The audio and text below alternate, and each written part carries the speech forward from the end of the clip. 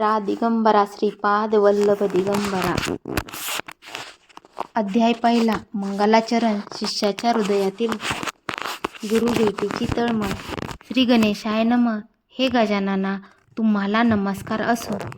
तुम्ही विश्वाचे प्रतिपालक आहात. जे तुमची भक्ती करतात त्यांच्या कार्यात विघ्ने येत नाहीत. तुम्ही 14 विद्या व 64 कलांचे स्वामी आहात.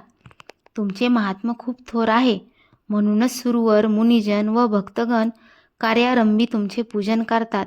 हे गौरीसुता, गुरुचरित्र लिहावे असे माझ्या मनात आहे. तुम्ही बुद्धिदाते आहात. म्हणून तुम्हाला वंदन करून मी अशी प्रार्थना करतो की हे ग्रंथकार्य तुम्ही निजकृपेने पूर्णत्वास न्या. मला आशीर्वाद द्या, स्फूर्ती द्या. आई सरस्वती, मी तुम्हाला नमस्कार करतो. श्री नृसिंह सरस्वती हे माझे गुरु आहेत. त्यांच्या नावात तुमचे नाव असल्यामुळे तुम्ही मला अत्यंत प्रिय आहात. तुम्ही माझ्यावर प्रसन्न व्हा आणि या ग्रंथकार्यासाठी मला मदत करा. सृष्टी उत्पन्न करणारे ब्रह्मदेव, विश्वपालक श्री विष्णू आणि संहाराने सृष्टीचे नियमन करणारे शंकर या त्रिवर्गास नमस्कार. सर्व देवांना नमस्कार. सिद्ध, गंधर्व, ऋषी, व्यासादी, श्रेष्ठ मुनी, वाल्मिकी आदी कवीश्वर या सर्वांना नमस्कार. तुम्ही माझ्यावर कृपादृष्टी ठेवून हे ग्रंथकार्य पूर्णत्वास न्या अशी विनम्र प्रार्थना करतो. माता पित्यांना नमस्कार. आपस्तंभ शाखेचे कौंडिण्य गोत्रात जन्मलेले साईदेव हे आमचे मूळ पुरुष. खापरपंजोबा साखरे हे त्यांचे आडनाव. त्यांचे पुत्र नागनाथ, त्यांचे पुत्र देवराय व त्यांचे पुत्र गंगाधर हे माझे वडील. अश्वलायन शाखेचे काश्यप गोत्राचे चौंडेश्वरी यांच्या कन्या चंपा या माझ्या आई.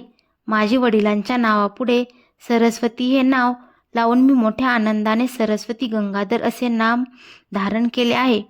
आमच्या कुळावर पूर्वीपासूनच श्री गुरूंची कृपा आहे. त्यांची मला श्री गुरुचरित्र लिहिण्याची आज्ञा केली. या त्यांच्या आशीर्वादाने हा ग्रंथ पूर्ण होईल अशी माझी श्रद्धा आहे. श्री गुरु नृसिंह सरस्वती म्हणजे दत्तात्रेयांचे अवतार. ज्यांना आपले व आपल्या पुत्र पौत्रादिकांचे कल्याण व्हावे असे वाटते त्यांना हे गुरुचरित्र फलदायी होईल. ज्यांच्या घरी याचे नित्य प्रेमाने श्रवण पठण केले जाईल त्यांच्या घरी लक्ष्मी वास करेल. त्यांचे मनोरथ पूर्ण होतील. त्यांच्या घरी इष्टकार्य सिद्धी होईल. सुख शांती समाधान नांदेल. त्यांच्या दुःख संकटे चिंता पीडा व्याधी यांचे निवारण होईल. श्री गुरुच्या वास्तव्याने पावन झालेल्या श्री क्षेत्र गाणगापुरास जाऊन श्री गुरुची आराधना केल्याने त्वरित इष्ट फलप्राप्ती होते.